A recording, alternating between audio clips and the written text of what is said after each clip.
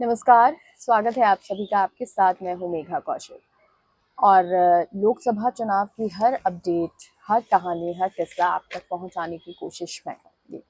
और आज बात होगी रविंद्र भारती की, क्योंकि नामांकन पूरे हो चुके हैं। 25 की 25 सीटों पर नामांकन भरे जा चुके हैं। अब प्रचार प्रसार का जोर है, लेकिन जो एक सीट है वो सीट सबसे ज्यादा हॉट सीट बनती जा रही है, क्योंकि वहां सबसे ज्यादा शक्ति प्रदर्शन हुआ है। बात कर रही हूँ बाड़मेर की, क्योंकि पहले ही जिक्र रविंद्र भाटी का कर दिया है। और रविंद्र भाटी ने जिस तरह से नामांकन में शक्ति प्रदर्शन किया, या यूं कहें कि जिस तरह से भीड़ यहाँ पर आई थी, वो वाकई में देखने वाली थी और विरोधियों के लिए चिंता की बात थी। तो आज सबसे पहले सवाल यही कि आखिर इतनी भीड़ कैसे आई, और इतनी भीड़ जो आई, क्या वाकई रविंद्र भाटी को पसंद करते हैं? भीड़ कितनी थी, लगभग संख्या, क्योंकि अलग अलग लोगों के द्वारा जब सोशल मीडिया पर या जो लोग वहां पर मौजूद थे या जो रिपोर्टर्स मौजूद थे उनके द्वारा जो बताया, उसका आंकड़ा क्या कुछ कहता है। तो बात ये भी करेंगे कि क्या जातीय समीकरण साधने की जरूरत पड़ेगी, यानी क्या जातिगत समीकरण रविंद्र भाटी साध लेंगे? क्या 36 कौम रविंद्र भाटी के साथ में है? ऐसे तमाम सवाल है। और एक सबसे बड़ा सवाल, क्या रविंद्र भाटी दिल्ली जाएंगे?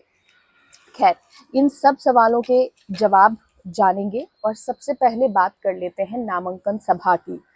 नामांकन सभा में क्यों लोग आए? रविंद्र भाटी का क्या वाकई में बहुत ज्यादा क्रेज है? नामांकन सभा में कल इस तरह की तस्वीरें थी कि मानो कोई बहुत बड़ा नेता आया हो। इससे पहले उमेदाराम बेनीवाल ने भी सभा की थी और उसमें भी भीड़ की भीड़ आई थी। जो लगभग तादाद बताई जा रही है उमेदाराम बेनीवाल की नामांकन सभा में भीड़ की, वो बताया जा रहा है 40 से 50,000, और जो सरकारी आंकड़े बता रहे हैं वो 80,000 के आसपास बता रहे हैं। वहीं रविंद्र भाटी की जो भीड़ थी नामांकन सभा की, वो बताया जा रहा है कि ये 1 लाख के आसपास थी, जो उनके समर्थक थे या जो और तमाम लोग बता रहे थे। और जो तस्वीरें आपने देखी होंगी, उन तस्वीरों से भी आप समझ गए होंगे कि कितनी भीड़ आई थी। और इसी भीड़ से आप ये भी समझ सकते हैं कि रविंद्र भाटी के लिए लोगों में क्रेज कितना है। महिलाओं में खास तौर पर, युवाओं में खास तौर पर क्रेज है। और क्योंकि रविंद्र भाटी युवा हैं, यंग हैं, एक वो लीडर उभर कर सामने आ रहे हैं जो जनता के बीच रहते हैं, जनता के बीच जाते हैं। और शायद दो पार्टियों से अलग कोई एक और चेहरा जो है, युवा चेहरा मिला है, तो इसलिए भी एक आकर्षण है। और उसी धरती से, उसी जगह से निकला है, ये भी शायद एक आकर्षण है। अब एक और चीज कि उस नामांकन सभा की खास तस्वीर क्या थी। देखिए, जब भी कभी नेता नामांकन भरने के लिए जाते हैं तो मंच पर उपस्थित होते हैं, मंच पर बैठते हैं। लेकिन रविंद्र भाटी जनता के बीच में बैठे थे। जो नामांकन सभा हो रही थी, उस सभा पर, उस मंच पर सिर्फ जो भाषण देने जा रहा था वो मौजूद था, बाकी सभी लोग मंच के नीचे, यानी जहां पर और तमाम आम लोग बैठते हैं, वहां पर मौजूद थे। और यही रविंद्र भाटी को खास बनाता है। युवाओं में, महिलाओं में, हर किसी में उनका क्रेज लेकर आता है। लेकिन अब सवाल ये है कि क्या विपक्षियों के लिए ये चिंता की बात है? वाकई में है, क्योंकि रविंद्र भाटी जिस तरह से लोगों के बीच में जा रहे हैं, सभाएं कर रहे हैं, और कल की जो नामांकन सभा हुई है उसने चिंताजनक स्थिति खड़ी कर दी है। और ये क्योंकि बहुत सारी ऐसी तस्वीर भी आई सोशल मीडिया पर, काफी वायरल हुआ कि ये कहा गया कि भाई बाड़मेर की जनता नहीं है, ये बाहर से बुलाए गए युवा और लोग हैं। और उसके कई वीडियो भी वायरल हुए जिसमें बाड़मेर से बाहर, फलौदी से, जोधपुर से, अलग अलग जगहों से लोग आए हुए थे, युवा आए हुए थे। और वो वायरल करके कहा जा रहा था कि यहाँ अलग अलग जगह से लोग बुलाए गए हैं। लेकिन ये कोई खास बात मुझे लगी नहीं, और वो इसलिए क्योंकि जब सभाएं होती हैं, नामांकन भरा जाता है, या फिर इस तरह के बड़े शक्ति प्रदर्शन होते हैं, तब हर पार्टी, हर जो नेता है या जो कार्यकर्ता है या जो और लोग हैं, वो अलग अलग जगह से आते ही हैं। तो इसमें कुछ बहुत बड़ा ऐसा है नहीं जिसको इशू बनाया जाए। फिर अब सवाल ये उठता है कि रविंद्र भाटी जो है, क्या वो अपने पक्ष में जातिगत समीकरण कर चुके हैं? देखिए, अगर जैसलमेर बाड़मेर सीट के जातिगत समीकरण की बात की जाए, क्योंकि शिव से वो विधायक भी रहे, हाल ही में विधानसभा चुनाव लड़ा, और उस दौरान भी जो वोट बैंक उनको मिला था वो राजपूत और मूल ओबीसी, जिसमें 23 जातियां आती हैं, वो मिला था। और एक वो बहुत बड़ा वोट बैंक है। कैसे, मैं आपको बताती हूँ। अगर कुल मतदाता की बात की जाए तो 21 लाख, माफ कीजिएगा, 21 लाख और 60,000 मतदाता हैं कुल, वोटर जो है। इसमें जाट 45 लाख है, माफ कीजिएगा, 4.5 लाख है, राजपूत हैं 3 लाख, मुस्लिम हैं 2,70,000, SC प्लस ST आप मान लीजिए 4 लाख, और मूल OBC 6.5 लाख, जिसमें 27 जातियों की बात कर रहे हैं, और ब्राह्मण 80,000 के आसपास। तो ये जो टोटल संख्या है। अब शिव की जो मैं बात कर रही थी, वहां पर राजपूत और मूल OBC ने जिताया। अब ये एक बड़ा वोट बैंक है वहां पर, तो राजपूत, मूल OBC और आप मुस्लिम वोट बैंक को भी मान लीजिए, अगर वो रविंद्र भाटी की तरफ आ जाता है तो फिर दूसरी और जो विपक्षी पार्टियां हैं, प्रत्याशी हैं, उनको दिक्कत हो सकती है, क्योंकि बीजेपी और कांग्रेस दोनों ने जाट को उतारा है। तो जाट उतारा है यानी कि वोट बैंक बटेगा, जाट जो है वो दोनों तरफ जाएगा।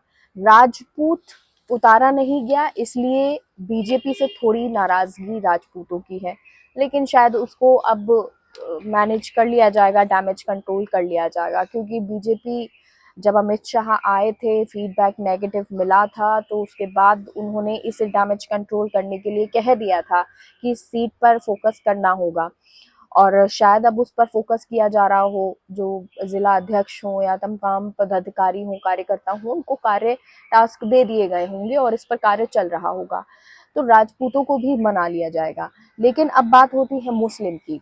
आपको याद होगा, अब से कुछ दिन पहले अमीन खान नाराज थे कांग्रेस से, और उन्होंने कहा कि संसद में भी साथ नहीं दिया है। जब अमीन खान ये कहते हैं तो मुस्लिम वोटर पर फर्क पड़ता है, क्योंकि कांग्रेस के साथ मुस्लिम वोटर फिर शायद ना जाए और ये पक्ष में चला जाए रविंद्र भाटी के, तो वो एक फायदा रविंद्र भाटी को हो सकता है। तो कुल मिलाकर कुछ इस तरह का ये समीकरण है।